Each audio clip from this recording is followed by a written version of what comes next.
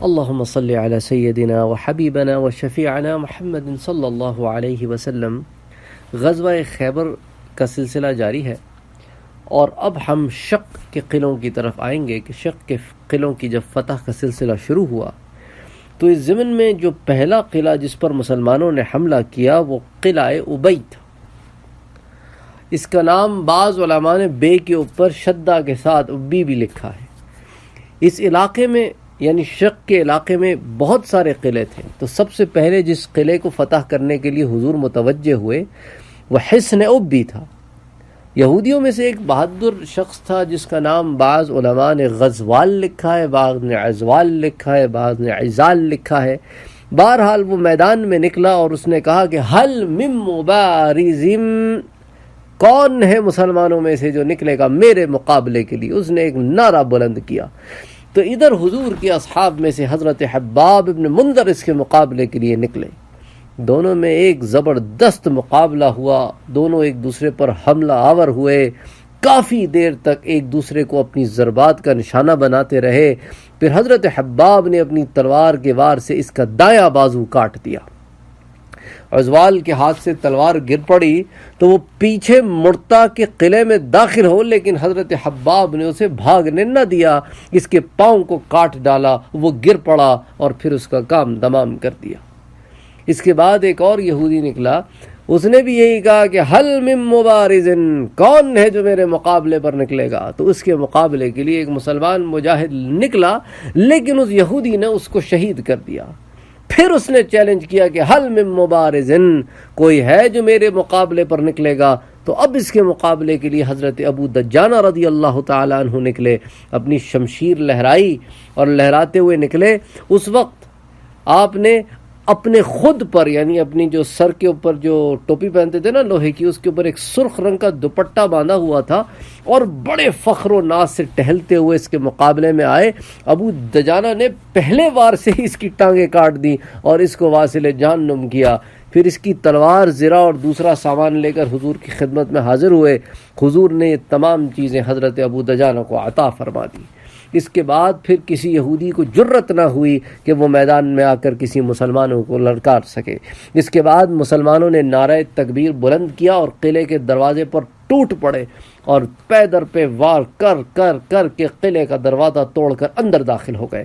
حضرت ابو دجانہ حملہ آور مسلمانوں کی قیادت کر رہے تھے، یہودی تھے، سب بھاگ کھڑے ہوئے، جتنے یہودی تھے سارے کے سارے بھاگ کھڑے ہوئے اور قلعے کی دیواروں پر چڑھ کر نیچے چھلانگیں لگانے لگے، اور وہاں سے شق کے دوسرے قلعے حصن النزال میں جا کر پناہ لی۔ اس قلعے میں سے مسلمانوں کو کثیر تعداد میں بھیڑ بکریاں اور کھانے کا سامان ہاتھ آیا۔ تو علماء نے، سیرت نگاروں نے مختلف سیرت کی کتابوں میں یہ حالات کو جمع کیا ہے۔ تو یوں جو ہے یہ قلعہ فتح ہوا، اور پھر کثیر تعداد میں مسلمانوں کے پاس مال، اشیاء، سامان، دولت، بکریاں، کھانے پینے کی چیزیں ساری آئیں۔ تو یہ سارے بھاگ کر جو ہے وہ دوسرے قلعے پر چلے گئے۔ اچھا، اس کے بعد جب قلعہ حصن البری، یہ دوسرا والا تھا نا جس میں سارے آ گئے، تو نطاط کے قلعوں میں شکست خوردہ یہودی جتنے بھی تھے وہ اسی قلعے میں اکٹھا ہوئے۔ اس کے بعد یہ سارے جو بچ گئے تھے وہ تو حصن البرا میں یعنی جو دوسرا قلعہ تھا جس کا نام برا تھا، اس کے اندر جا کے چھپ گئے سارے کے سارے۔ تو اب اس کے بعد مسلمانوں نے جو ہے نا اس قلعے کے اوپر حملہ کیا۔ جب اس قلعے پہ حملہ کیا تو یہاں پر یہودیوں نے زبردست حفاظتی انتظامات کر رکھے تھے، تو انہوں نے کیا کیا کہ مسلمانوں پر شدید تیر برسانے شروع کیے اور پتھر برسانے شروع کیے۔ تو شدید حملہ کیا انہوں نے تیروں کا اور پتھروں کا، اور اتنی دور دور تک ان کے تیر آ رہے تھے کہ بعض تیر تو حضور صلی اللہ علیہ وآلہ وسلم کے قریب بھی آ کے گرے، یہاں تک کہ کچھ تیر تو حضور کے کپڑوں میں بھی الجھ گئے۔ حضور صلی اللہ علیہ وآلہ وسلم نے زمین سے ایک مٹھی بھر سنگریزے اٹھائے اور انہیں قلعے کی طرف پھینک دیا۔ ان سنگریزوں کے پھینکنے کی دیر تھی کہ یہ قلعے جو ہے یہ لرزنے لگے اور زمین میں دھنسنے لگے۔ اسی وقت مسلمانوں نے جو کچھ بھی وہاں تھا تیزی سے اپنے قبضے میں لے لیا۔ تو اس وقت جو مسلمانوں کے ہاں چیزیں آئیں وہ زیادہ تر تو ان کے برتن وغیرہ تھے جو مسلمانوں نے اپنے قبضے میں لیے۔ تو حضور اکرم صلی اللہ علیہ وآلہ وسلم نے مسلمانوں سے کہا کہ بھئی یہ تانبے اور سفالی کے جو برتن ہیں تمہارے پاس، سفالی ایک کی مٹی ہوتی ہے اس کے برتن ہیں، تو ایسا کرو کہ اس میں گرم کرو پانی کو، اور پھر گرم پانی سے اس کو دھو تاکہ پھر اس کی کثافت جو بھی کچھ ہے گندگی میل وغیرہ وہ سب چھٹ جائے گا تو پھر تم اس کو کھانے کے لیے اپنے استعمال کر سکتے ہو. تو بہرحال اس طرح جو ہے یہ قلعہ بھی فتح ہو گیا. تو یہ جو 2 قلعے تھے مین شق کے یہ بھی فتح ہو گئے. اچھا جہاں تک منجنیق کا تعلق ہے تو منجنیق تو پھر ایک ہی قلعے سے ملی اور منجنیق مسلمانوں نے استعمال نہیں کی اس جنگ میں، صرف ملی ہے. استعمال پہلی دفعہ مسلمانوں نے اس کو غزوہ طائف میں کیا. بہرحال اس کو فتح کرنے کے بعد اب جو ہے وہ کتیبہ کے حصون یعنی کتیبہ کے قلعوں اور گڑھیوں کی طرف حضور صلی اللہ علیہ وآلہ وسلم کی فوج نے رخ کیا. تو اللہ کے رسول صلی اللہ علیہ وآلہ وسلم نے نطات اور شق کے سارے قلعے جو ہے نا شق کے فتح ہو گئے. اور ویسے جن قلعوں کا ہم نے ذکر کیا وہ 5 ہیں. علماء کے نے اپنی کتابوں میں اس سے زیادہ قلعوں کا ذکر کیا ہے کہ اور قلعے بھی تھے لیکن یہ مین قلعے تھے جہاں پہ زیادہ تر مورچہ بندی وغیرہ تھی اور جہاں پہ یہ چھپتے تھے. تو اس کے بعد کیا ہوا کہ ایک قلعہ تھا، ایک حصن تھا، اس کا نام تھا القاموس. تو کتیبہ کے قلعوں میں القاموس جو ہے وہ سب سے بڑا اور سب سے مضبوط قلعہ تھا. تو موسیٰ بن عتبہ نے بیان کیا کہ اللہ کے رسول نے 20 روز تک اس قلعے کا محاصرہ جاری رکھا. آخر کار شیر خدا علی مرتضیٰ رضی اللہ تعالی عنہ کی ہمت و شجاعت کے باعث یہ قلعہ بھی فتح ہوا اور اس پر اسلام کا پرچم لہرایا. تو اب اس قلعے کو فتح کرنے کے بعد اچھا اسی قلعے میں حضرت صفیہ بنت احی ابن اخطب یعنی حضرت صفیہ جو ام المومنین بنی، ان جو بیٹی تھی احی ابن اخطب کی، جو کہ ہم مدینہ میں پڑھ چکے ہیں کہ ہاں اس کو پھر تہ تیغ کیا گیا، تو وہ بھی پھر اسی قلعے میں موجود تھیں، قلعہ قاموس میں. تو اللہ سبحانہ و تعالی نے ان کو حضور کی بیوی بنا کر امہات المومنین میں شامل کیا. حضرت علامہ حافظ ابن حجر جو ہے ان کا یہی قول ہے کہ حضرت صفیہ قاموس کے قلعے سے گرفتار ہوئی تھی. اچھا ایک قول ہے کہ حضرت صفیہ کا نام گرفتاری سے پہلے زینب تھا، جب یہ گرفتار ہو کر صفی میں شامل ہوئیں تو ان کا نام صفیہ رکھا گیا. صفی جو ہے وہ مال غنیمت کا وہ حصہ ہوتا ہے جس کو اللہ کے رسول اپنے لیے منتخب فرما لیتے ہیں. تو یہ انتخاب مال غنیمت کی تقسیم سے پہلے ہوتا تھا، جیسا کہ ہم پہلے ذکر کر چکے ہیں. جاہلیت کے زمانے میں لشکر کا جو امیر ہوتا تھا اس کو مال غنیمت میں سے 1/4 حصہ ملا کرتا تھا، جس کو آپ چوتھائی کہتے ہیں. تو چوتھائی کو عربی میں ربع کہتے ہیں، اس لیے امیر لشکر کے اس چوتھائی حصے کو مربع کہا جاتا تھا. تو بہرحال اس کے بارے میں ہم پہلے ڈسکس کر چکے ہیں غزوہ بدر وغیرہ کے ضمن میں. تو علامہ سہیلی نے لکھا ہے کہ مال غنیمت میں سے اللہ کے رسول کو جو مال ملتا تھا وہ 3 طریقوں سے ملتا تھا. ایک تو صفی کا ہوتا تھا کہ آپ کل مال کی تقسیم سے پہلے اس میں سے اپنے لیے جو کچھ پسند فرما سکتے تھے وہ پسند فرما لیتے تھے. اچھا دوسری چیز ہدیے کے ذریعے ہوتی تھی کہ جب کوئی صحابی حضور صلی اللہ علیہ وسلم کو اپنے مال میں سے کوئی تحفہ یا ہدیہ دینا چاہے. اور جو تیسرا تھا وہ خمس تھا کہ مال غنیمت میں سے جو 5واں حصہ ہوتا تھا وہ حضور صلی اللہ علیہ وسلم کے پاس آتا تھا.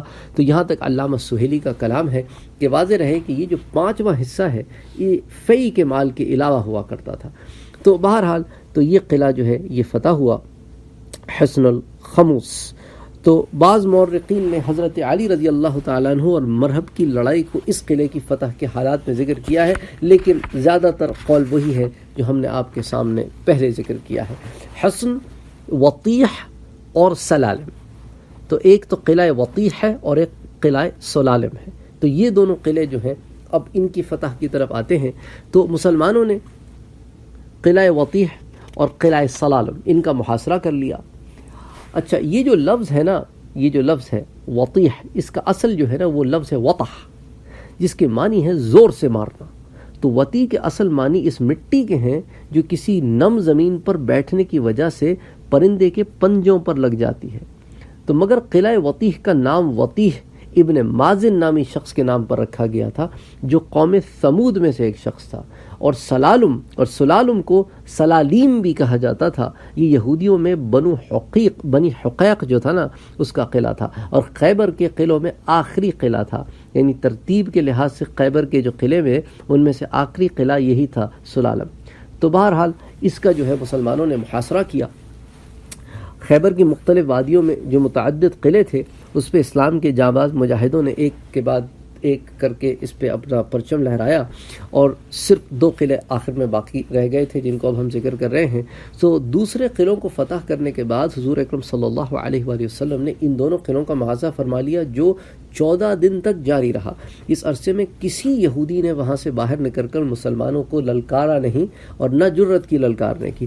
حضور صلی اللہ علیہ وآلہ وسلم نے ارادہ فرمایا کہ منجنیق نصب کر کے ان پر سنگباری کی جائے. تو ادھر قلعوں میں محصور یہودیوں کو یقین ہو گیا کہ اگر یہ محاصرہ کچھ روز مزید جاری رہا تو ہم فاقہ کشی میں مر جائیں گے، اور پھر اندر کوئی ایسا ساز و سامان بھی نہیں جس کی وجہ سے ہم اپنے آپ کو سسٹین کر سکیں، یہاں رکھ سکیں. تو جب انہوں نے دیکھا کہ مجاہدین اسلام منجنیق نصب کر کے ان کے قلعوں کی دیواروں کو منہدم کر دیں گے اور اس کے بعد انہیں بے درے قتل بھی کر دیا جائے گا، تو انہوں نے فوراً جو ہے صلح کے سلسلے کی طرف رغبت کی اور اس کو شروع کیا. تو کنانہ بن ابی الحقیق نے شماخ نامی ایک یہودی تھا، اس کو حضور صلی اللہ علیہ وآلہ وسلم کی خدمت میں بھیجا اور اس کے ذریعے سے عرض کیے کہ اجازت ہو تو وہ گفتگو کے لیے ہم حاضر ہو جائیں. تو اللہ کے رسول صلی اللہ علیہ وسلم نے اسے حاضر ہونے کی اجازت مرحمت فرمائی. تو کنانہ اپنے قلعے سے اتر کر حضور صلی اللہ علیہ وسلم کی خدمت میں حاضر ہوا. مختصر مذاکرات کے بعد چند جو شرائط تھے اس پر صلح ہوئی. ایک شرط تو یہ تھی کہ حضور اکرم صلی اللہ علیہ وآلہ وسلم قلعے میں مورچہ بند یہودیوں کا خون معاف فرما دیں گے. دوسری شرط یہ تھی کہ ان کی اولاد ان کے حوالے کر دی جائے گی. تیسری شرط یہ تھی کہ وہ لوگ خیبر کے قلعوں اور اس کے مزروعہ رقبوں سے نکل جائیں گے اور اپنی اولاد کو بھی ساتھ لے جائیں گے. کون؟ یہ یہودی. سونے چاندی کے سارے زیورات، سواری کے جانور، ہر قسم کا اسلحہ اور کپڑے کے تھان سب حضور کے حوالے کر دیے جائیں گے. صرف اتنا کپڑا ساتھ لے کر جانے کی اجازت ہوگی جس کو وہ اپنی پشت پر لاد سکیں. حضور اکرم صلی اللہ علیہ وسلم نے فرمایا اگر تم اپنے سامان سے کوئی چیز چھپاؤ گے تو اللہ اور رسول اس صلح کی ذمہ داری سے بری الذمہ ہوں گے، یعنی پھر اس شخص کا جو انجام ہوگا اس کا فیصلہ ہم وہی کریں گے جو جنگی اصولوں میں کیا جاتا ہے، تو اسے تحت کیا جائے گا. تو ان اصولوں کو، ان شرائط کو علماء نے نقل کیا ہے. بہرحال حضور اکرم صلی اللہ علیہ وآلہ وسلم نے اس کو یہ بات کھلی اور واضح طور پر بتا دی. اچھا، وہ علاقہ جس میں یہ دونوں قلعے تھے وہ کتیبہ کے نام سے معروف تھا، اور یہاں کے نخلستانوں میں کھجور جو ہے اس کے 40,000 درخت تھے. سبحان اللہ، 40,000 درخت. تو ان لوگوں نے ان شرائط پر حضور کے ساتھ صلح کی. چنانچہ حضور اکرم صلی اللہ علیہ وآلہ وسلم نے مجاہدین اسلام کو بھیجا تاکہ ان کے تمام اموال پر قبضہ لے لیں. ان 2 قلعوں میں سے مسلمانوں کو یہ چیزیں ملی جن کو ابھی میں آپ کو بتا رہا ہوں، کہ اس میں 100 زرہیں تھیں، 400 تلواریں تھیں، 1000 نیزے تھے اور 500 عربی کمانیں تھیں، اور کمان بھی ترکشوں کے ساتھ تھی. سبحان اللہ. اس طرح یہ 2 قلعے جو ہے یہ صلح سے فتح ہوئے، اور دوسرے قلعوں کے برعکس یہاں پر جنگ کی نوبت ہی نہیں آئی. تو کتاب امتاع الاسماع میں بھی اس کی تفصیل آتی ہے، اور سبل الہدیٰ میں بھی آتی ہے، دیگر کتابوں میں بھی آتی ہے، سیرت کی کتابوں میں بھی آتی ہے. اس کو ضیاء النبی میں بھی روایت کیا گیا ہے، اور ام السیر میں بھی علامہ حلبی لے کے آئے ہیں. تو بہرحال تو یہ کچھ اور ڈیٹیلز تھیں. اچھا، بعض علماء نے اس ضمن میں کچھ اور ڈیٹیلز بھی لکھی ہیں کہ معلوم ہوتا ہے اس تفصیل سے جو آپ کے سامنے پیش کی گئی ہے کہ خیبر کے قلعوں میں سوائے وطی اور سلالم کے تمام قلعے جو ہے وہ طاقت کے ذریعے سے فتح ہوئے. یہ تفصیل اس بات کی دلیل ہے کہ ان دونوں قلعوں کے محاصرے کے دوران کوئی جنگ نہیں ہوئی، تو کیونکہ فی وہی مال ہوتا ہے جس کے مالک بغیر لڑے بھڑے جلا وطن ہو کر اس مال کو چھوڑ دیں. تو اب فی جو ہے وہ تیسری قسم ہوتی ہے جس کا میں نے آپ سے بیان کیا. تو فی کی صورت حال ہی یہی ہوتی ہے کہ وہ اس صورت میں ملتا ہے جب بغیر لڑے ہوئے دشمن مال چھوڑ جائے. کتاب روض العنف میں فی کے متعلق جو قول ہے اس کا ظاہری مطلب یہ ہے کہ وہ مال جس پر کسی شہر کے کفار صلح کر لیں، چاہے وہ صلح ایسے محاصرے کے بعد ہوئی ہو جس کے دوران سنگباری اور تیر اندازی کی حد تک جنگ بھی ہوئی ہو. اچھا، مسلمانوں نے جو چیزیں یہاں سے لیں اس کے بعد مال غنیمت کی تلاش کے دوران صحابہ کو ان قلعوں میں سے تورات کے بہت سے صحیفے بھی ملے تھے. اس پر یہودی اللہ کے رسول صلی اللہ علیہ وآلہ وسلم کے پاس آئے اور آپ سے ان صحیفوں کے واپس کرنے کی درخواست کی. حضور نے صحابہ کو حکم دیا کہ یہ صحیفے ان کو واپس کر دیے جائیں. یہودیوں نے ان قلعوں سے نکلتے ہوئے وہ تھیلے غائب کر دیے تھے جن میں بنی نذیر کے یہودیوں کے زیورات، موتی اور جواہرات تھے. تو بنی نذیر کے یہودیوں کو جب مدینے سے جلا وطن کیا گیا تھا تو یہ سارا مال لے کر وہاں سے نکلے تھے. مدینے سے نکلتے وقت بنی نذیر کا جو سردار تھا نا، سلام ابن ابو الحقیق، اس کے بارے میں ہم پہلے ذکر کر چکے ہیں، تو اس کے پاس بے تحاشا مال و دولت تھا جس کو بتاتے ہوئے دکھاتے ہوئے مسلمانوں کو وہ نکلے تھے تاکہ مسلمان دیکھ کے کوئی ریاکشن کریں اس کے اوپر. تو بہرحال اس کو ہم پوری ڈیٹیل میں ڈسکس کر چکے ہیں پہلے. تو اچھا، اسی طرح اس تھیلے کو احی ابن اخطب کا تھیلا بھی کہا گیا. نیز اس کے علاوہ اس کو احی کا خزانہ بھی کہا جاتا تھا، کیونکہ احی جو ہے وہ بنو نذیر کا جو ہے سردار تھا، تو لہٰذا بنو نذیر کے خزانے کو احی کا خزانہ بھی کہا جاتا تھا. ورنہ ظاہر ہے کہ خزانہ بنی حقیق کے خاندان کے علاوہ کسی کے پاس نہیں ہو سکتا. تو غرض حضرت کے پوچھنے پر سعید نے اس خزانے کے متعلق کہا کہ اس کو جنگوں اور اس کے خرچوں نے ختم کر دیا. اس غلط بیانی پر اللہ کے رسول نے سعید کو حضرت زبیر کے حوالے فرما دیا تاکہ وہ سعید سے سچی بات اگلوا لے. تو یہ ایک واقعہ پیش آیا. اچھا، اسی ضمن میں حضرت ابن عباس سے مروی ہے کہ صلح کا معاہدہ طے ہونے کے بعد حضور اکرم صلی اللہ علیہ وسلم نے کنانہ اور ربیع کو بلایا. کنانہ جو ہے ابو الحقیق کا بیٹا تھا اور احی ابن اخطب کی بیٹی صفیہ سے اس کا بیعہ ہوا تھا، اور ربیع جو ہے اس کا حقیقی یا چچا زاد بھائی تھا. تو ان دونوں کو بلایا، کنانہ اور ربیع کو. تو حضور نے ان سے دریافت فرمایا کہ وہ زیورات اور دیگر قیمتی اشیاء کہاں ہیں جو مدینے سے جلا وطنی کے وقت احی اپنے ساتھ لایا تھا. تو ان دونوں نے بات ٹالنے کے لیے کہا کہ اذهبته النفاقات والحروب، کہ یہ مال جو ہے جتنا تھا وہ خرچ ہو گیا ان جنگوں میں اور ساری چیزوں میں، تو اب ہمارے پاس کوئی پھوٹی کوڑی بھی نہیں بچی.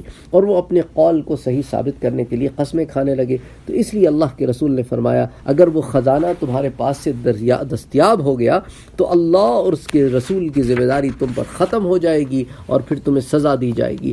تو انہوں نے کہا بے شک حضور، بے شک. پھر حضور نے فرمایا کہ تمہارے اموال سے جو کچھ میں لوں گا وہ میرے لیے حلال ہو جائے گا اور تمہاری جانوں کا میں مالک ہو جاؤں گا. انہوں نے کہا جی حضور بے شک. تو چنانچہ اس بات پر چند مسلمانوں کو گواہ بنا لیا گیا اور چند یہودیوں کو بھی اس بات کا گواہ بنا لیا گیا. اچھا، بعد ازاں یہ جو سعید ہیں جن کے بارے میں ابھی میں نے آپ کو تھوڑی دیر پہلے بتایا، تو اس لیے تھوڑا بیک گراؤنڈ دے رہا ہوں.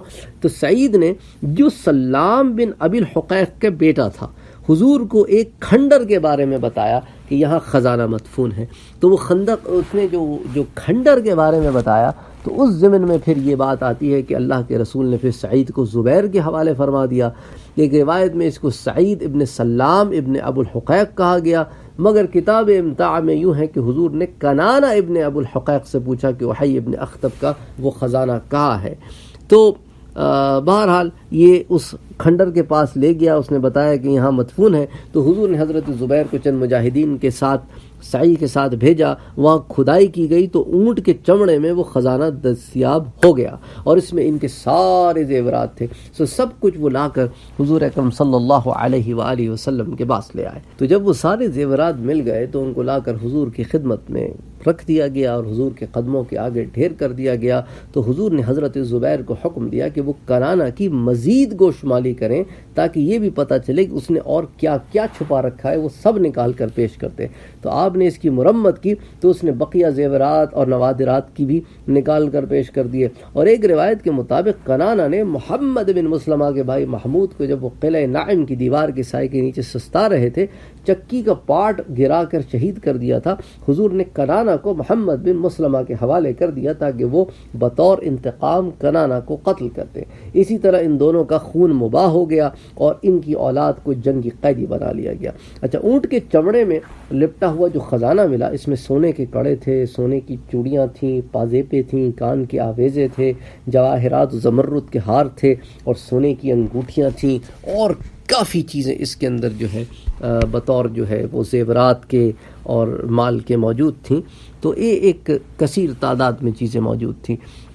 بعض مورخین نے اس میں اور ڈیٹیل بھی لکھی ہے کہ حضور نے ان سے پوچھا تھا کہ وہ تمہارے قیمتی زیورات اور برتن کہاں ہیں جو تم مکے والوں کو مستعار دیا کرتے تھے. یعنی کہ اس سے ثابت ہوتا ہے کہ پرانے زمانے میں مکے والے جو ہے وہ مدینے آتے تھے اور ان امیر یہودیوں سے چیزیں عاریتاً اٹھا کر لے جاتے تھے، زیورات، برتن وغیرہ شادی بیاہ کے مواقع پر، اور پھر ان کو اس کے پیسے دیتے تھے، پھر واپس آ کر ان کو لوٹا جاتے تھے. تو پھر اس پہ یہ سود یا جو بھی ان کا رینٹل پروسیس تھا وہ لیتے تھے. تو حضور نے پوچھا کہ وہ جو تم برتن دیا کرتے تھے مکے والوں کو اور قیمتی زیورات وہ کہاں ہیں؟ تو مکے کے سرداروں کے یہاں جب بھی کوئی شادی وغیرہ ہوتی تھی تو یہودیوں کے پاس آدمی بھیجتے تھے اور ان سے زیور وغیرہ مستعار منگا لیا کرتے تھے اور ضرورت پوری ہونے کے بعد واپس کر دیا کرتے تھے، اور اس سے یہ یہودی بزنس کرتے تھے، پیسہ کماتے تھے. تو یہاں برتنوں اور خزانے سے مراد وہی زیورات اور قیمتی سامان ہیں جو پہلے بکری کی کھال کے تھیلے میں محفوظ تھے، اور اب جو ہے پھر جب سامان بہت زیادہ ہو گیا تو اس کو بیل کی کھال کے تھیلوں میں بھر کے رکھا گیا، پھر جب وہ اور بڑھ گیا تو اس کو اونٹ کی کھال کے تھیلوں میں بھر کر رکھا گیا. تو غرض حضور نے ان دونوں سے جب ان برتنوں کے بارے میں سوال کیا تو انہوں نے جواب دیا کہ وہ سارا کچھ خرچ ہو گیا ہے. تو آپ نے ان سے فرمایا کہ یہ قصہ ابھی زیادہ عرصے کا نہیں ہے بلکہ قریبی زمانے کی بات ہے. اگر تم نے مجھ سے کوئی بات چھپائی ہے اور مجھے اس کی خبر ہوئی تو تم دونوں اور تمہارے بیوی بچوں کے خون یعنی قتل کی اجازت دے دوں گا. تو انہوں نے کہا ٹھیک ہے حضور صلی اللہ علیہ وسلم، جیسے آپ کی مرضی ہو آپ فرمائیں. چنانچہ اللہ نے اپنے رسول کو وہ جگہ بتلا دی. بہرحال وہ خزانہ جو ہے وہ مسلمانوں کو مل گیا اور اس میں وہ تمام چیزیں بھی مل گئیں جو میں نے آپ کے سامنے پیش کی. تو جب اس سامان کی قیمت لگائی گئی تو یہ 10,000 دینار کا ثابت ہوا. 10,000 دینار یعنی دینار سونے کا سکہ ہوتا ہے، 10,000 گولڈ کوئنز. واو ماشاء اللہ. خزانے، تو اس خزانے میں کئی چیزیں تھیں جیسا کہ میں نے آپ کو بتایا. اس خزانے کی دریافت کے بعد دونوں لوگوں کی گردنیں مار دی گئیں اور ان کے تمام گھر والوں کو جنگی قیدی بنا لیا گیا. ایک روایت میں اس طرح بھی آتا ہے کہ جب خیبر فتح ہو گیا تو حضور کے پاس کنانہ ابن ربیع کو لایا گیا. ایک روایت کے مطابق ابن ربیع ابن ابو الحقیق کو لایا گیا. اس کے پاس بنی نذیر کا خزانہ تھا اور حضور نے اس سے خزانے کے بارے میں پوچھا تو اس نے کہا مجھے پتہ نہیں، اور پھر وہ ساری بات جو آپ کے سامنے پیش کی. وہ بہرحال ان دونوں کی گردن اسی لیے ماری گئی کیونکہ انہوں نے حضور صلی اللہ علیہ وسلم سے جھوٹ بولا، اور حضور نے ان کے سامنے یہ بات بالکل اوپن کر دی تھی کہ اگر تمہارا جھوٹ پکڑا گیا تو پھر تمہیں سزائے موت دی جائے گی. انہوں نے کہا جی حضور جیسے آپ کی مرضی آپ فرمائیں. تو ان دونوں کو یوں دیا گیا. اچھا، ان کی سزا کے لیے یہ بھی ہے کہ جب حضور صلی اللہ علیہ وسلم نے ان کو سزا دینے کا ارادہ فرمایا تو پھر کنانہ کو محمد بن مسلمہ کے حوالے کر دیا اور انہوں نے اپنے بھائی محمود ابن مسلمہ کے قتل کے بدلے میں اس کی گردن مار دی.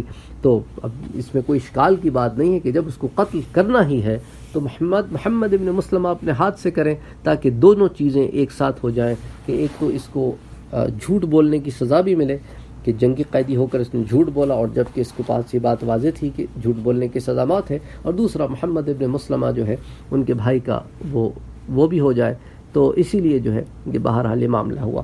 اچھا، اس کے بعد حضرت صفیہ بنت وحی کا اسلام لانے کا جو واقعہ ہے پھر اس کو ایک درس میں انشاءاللہ ڈسکس کریں گے. تو پھر اس ضمن میں جو مہر ہے اور پھر تہیہ قلبی والی جو ساری بات ہے اور پھر باقی ساری چیزیں ڈسکس کریں گے. اور پھر اس ضمن میں بعض ہمارے لوگ جو ہیں ان کے ذہن میں کچھ عجیب سے اشکال ہے. میں بڑا پریشان ہوا پچھلے دنوں ایک سوال پڑھ کے کہ بڑی حیرانی ہوئی کہ ایک مسلمان اس طرح کی بات لکھ سکتا ہے اور اس کے اندر بڑے خلط ملط کر دیے گئے بہت ساری چیزیں جو فیکٹس ہیں وہ بہت الگ الگ زمانے کے فیکٹس ملا کر ایک جگہ جمع کر کے اس بات کو ایسا پیش کیا گیا کہ انسان جو ہے وہ اندر سے عجیب سا فیل کرے. تو اس سوال کو اور اس جیسے سوالات کو بھی سامنے رکھیں گے اور ان کے جواب بھی دیں گے. تو پھر انشاءاللہ اگلی نشست میں بات کرتے ہیں. وما علینا الا البلاغ.